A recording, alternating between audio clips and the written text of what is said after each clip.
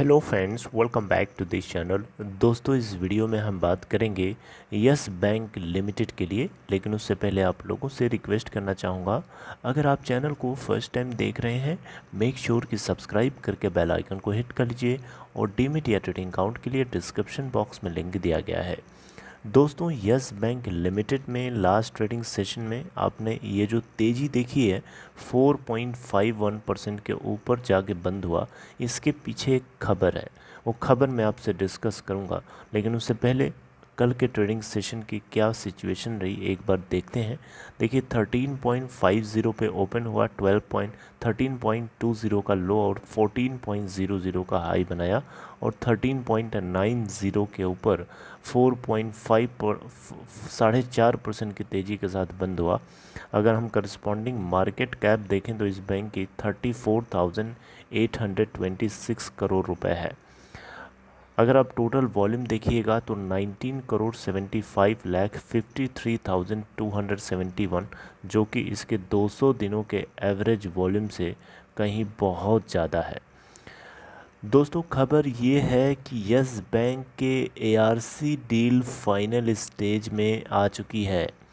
जी हाँ दोस्तों, asset reconstruction company, जो कि आपको मैंने बताया है कई बार, यस बैंक खुद अपने ही बैड लोन्स को, जो लेगेसी एसेट्स हैं, उनको ट्रांसफ़र करने के लिए एक एसेट रिकंस्ट्रक्शन कंपनी बनाना चाहता है।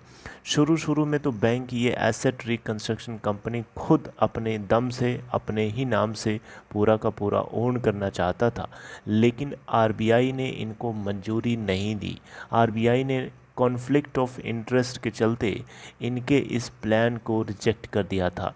तो उसको फर्दर कंटिन्यू करने के लिए यस बैंक के मैनेजमेंट ने थोड़ी सी बदलाव करी अपने स्ट्रेटजी के अंदर।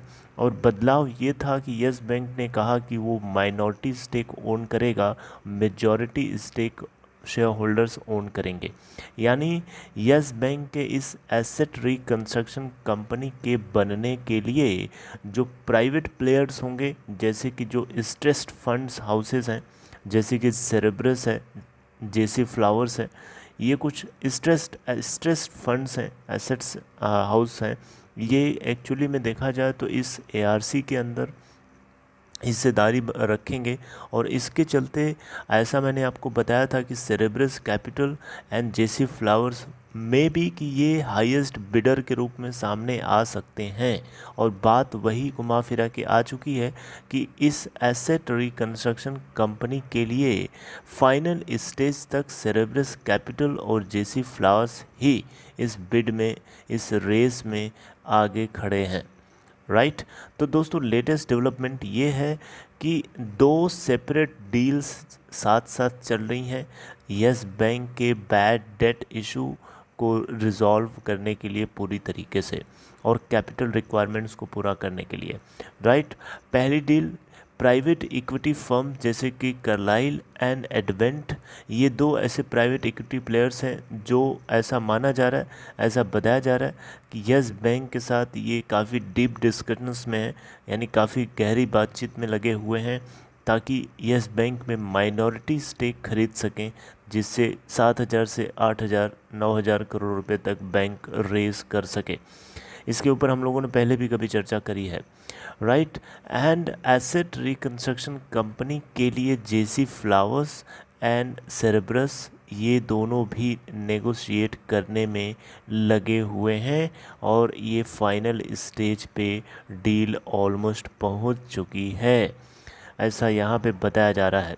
दोस्तों, यहाँ पे अगर आप देखें तो कार्लाइल और यहाँ पे जेसी फ्लावर्स एंड सेरेब्रस ने, ऐसा सोर्सेस के थ्रू इसमें मनी कंट्रोल में रिपोर्ट किया गया है कि 50,000 करोड़ रुपए के एसेट बैड लोन्स को बेसिकली जो इन लोगों ने ऑफ़र किया है, 11,000 से 13,000 करोड़ के बीच का कोई भी नंबर हो सकता है।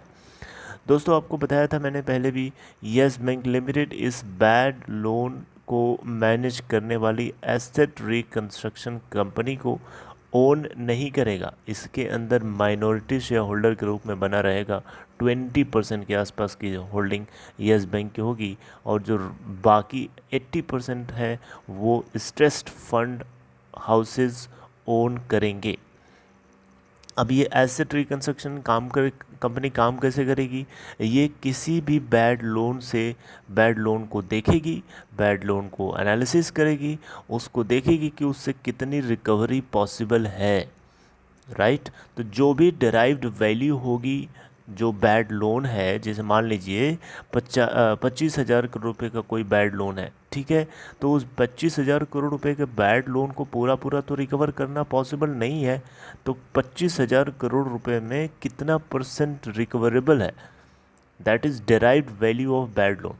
तो derived value of bad loan जो भी होगा उसका 15% ARC पे करेगा, राइट, अप फ्रंट कैश के रूप में। बिल्कुल उसी तरीके से जैसे कि NARCL यानी national asset reconstruction company limited यानी बैड बैंक को सरकार ने बनाया है, उसमें भी कंसेप्ट यही था कि जो भी डिराइव्ड वैल्यू होगी बैड लोन की उसका 15% वो बैड लोन पे करेगा अप फ्रंट कैश के रूप में, और रेस्ट पार्ट जो होगा वो रिसिप्ट के रूप में इशू कर दिया जाएगा।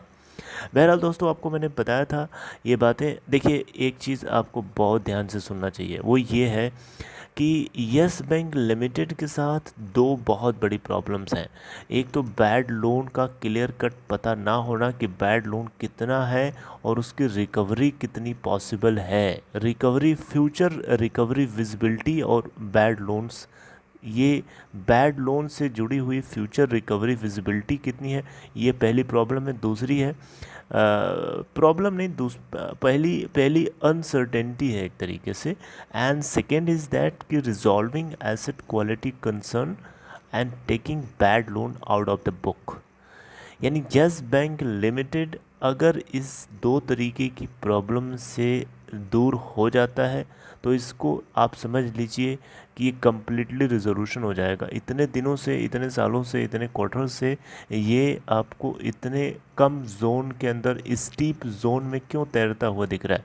इसके पीछे बहुत बड़ा कारण है। यही दो सबसे बड़े कारण हैं। पहला कि बैड लोन और फ्यूचर रिकवरी विजिबिलिटी को असर्टेन करना, और दूसरा कारण है कि जो एसेट क्वालिटी कंसर्न है उसको रिजॉल्व करना और बैड लोन को इसके बुक्स ऑफ अकाउंट से बाहर निकाल के फेंक देना। मेरी बात समझ रहे हैं? तो ये दो बहुत ही इंपॉर्टेंट पॉइंट है और इन्हीं दोनों को सॉल्व करने के लिए बैंक अपने टॉप प्राइवेट इक्विटी प्लेयर से बातचीत में लगा हुआ है। अगर ऐसा होता है तो इनको कैपिटल इन्फ्यूजन भी देखने को मिलेगा, because capital infusion will be in sync with bad loan resolution. मेरी बात समझ रहे हैं? तो दोस्तों, ये दो इम्पोर्टेंट पॉइंट है और ये दोनों इम्पोर्टेंट पॉइंट एडवांस्ड स्टेज पे आ चुके हैं और शायद इसी वजह से आपने कल इसमें तेज़ी देखी थी। आई होप मैं आपको समझा पाया छोटी सी खबर यस बैंक को लेकर के। If you like this content, you may like this video and take care. We will meet in next content.